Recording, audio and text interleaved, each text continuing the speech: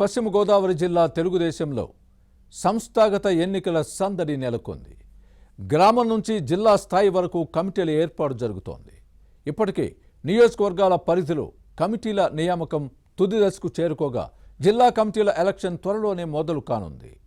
ప్రస్తుతం జిల్లా కమిటీల అధ్యక్షులుగా ఉన్న కొందరు నేతలకు నామినేటెడ్ పదవులు దక్కాయి. దీంతో వారి స్థానంలో కొత్త నేతల్ని నియమిస్తారా లేక పాత కాపుల్ని కొనసాగిస్తారా అన్న చర్చ సాగుతోంది.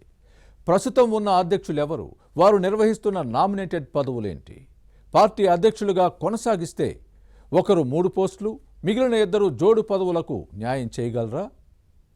What's the story?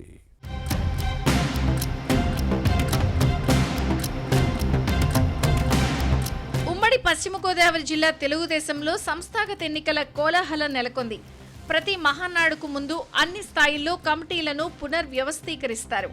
ఈ నెల 27 నుంచి 29 వరకు కడపలో పార్టీ పండుగ జరగనుంది. దీంతో జిల్లాల్లోని 15 అసెంబ్లీ, 2 పార్లమెంట్ స్థానాల్లో ఆర్గనైజేషనల్ ఎలక్షన్స్ జరుగుతున్నాయి. అప్పట్లో ఉమ్మడి జిల్లా అధ్యక్షుడిగా ఒక్కరే ఉండేవారు. జిల్లాల పునర్విభజనకు ముందు భీమవరం నేత తోట సీతారామలక్ష్మి ఉమ్మడి జిల్లా అధ్యక్షురాలిగా చాలా కాలం పనిచేశారు.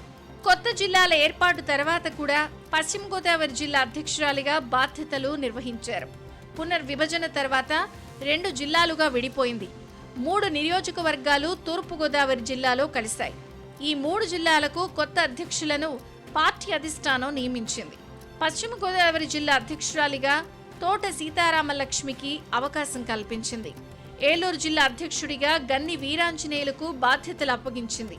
తూర్పు గోదావరి జిల్లా అధ్యక్షుడిగా కొవ్వూరు నేత మాజీ మంత్రి కెఎస్ జవహర్ను టీడీపీ హైకమాండ్ నియమించింది. ఇక 2024 ఎన్నికలకు ముందు పశ్చిమ గోదావరి జిల్లా అధ్యక్షురాలిగా ఉన్న తోట సీతారామలక్ష్మిని తొలగించి ఉండి నియోజకవర్గ నేత మంతెన రామరాజుకు అవకాశం ఇచ్చింది. ప్రస్తుతం మంతెన రామరాజు, గన్ని వీరాంజనేయులు, కెఎస్ జవహర్ ఈ ముగ్గురు 3 జిల్లాలకు అధ్యక్షులుగా కొనసాగుతున్నారు.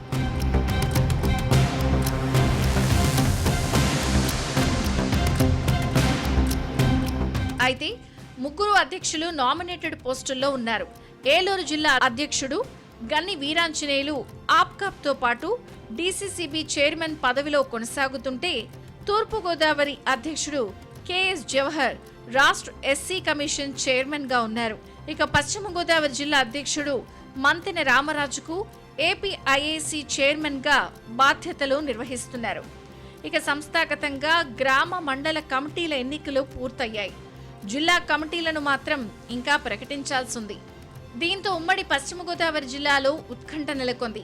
ప్రస్తుతం ఉన్న 3 అధ్యక్షులను కొనసాగిస్తారా లేక వారి స్థానంలో కొత్త వారిని నియమిస్తారా అన్న చర్చ సాగుతోంది. ఆప్కాప్తో పాటు డీసీసీబీ చైర్మన్ గా ఉన్న గన్ని వీరాంజనేయులను జిల్లా అధ్యక్షుడిగా కొనసాగిస్తే 3 పదవులకు న్యాయం చేయగలరా అన్న సందేహం పార్టీలో కొందరికి లేకపోలేదు. దీంతో కొత్త నేతలు పదవిపై ఆశ పెట్టుకున్నారు.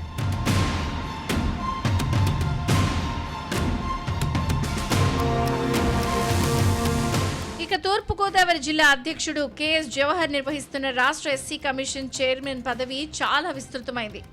ఎక్కడ ఏ చిన్న ఘట్టం జరిగినా అక్కడకు పరుగులు తీయాల్సి ఉంటుంది. ఈ పరిస్థితుల్లో జవహర్ను జిల్లా అధ్యక్షుడిగా కొనసాగిస్తారా లేదా అన్న చర్చ సాగుతోంది. టీడీపీ అధికారంలో ఉండడంతో పలువురు నేతలు జిల్లా అధ్యక్ష పదవి ఆశిస్తున్నారు. ఏపీఐఏసీ చైర్మన్ గా ఉన్న పశ్చిమ గోదావరి జిల్లా అధ్యక్షుడు మంతెన రామరాజును మాత్రం 2 పదవుల్లోనూ కొనసాగించే అవకాశం ఉందని భావిస్తున్నారు. తెలుగుదేశం అధినాయకత్వం ఏ నిర్ణయం తీసుకుంటుందో చూడాలి.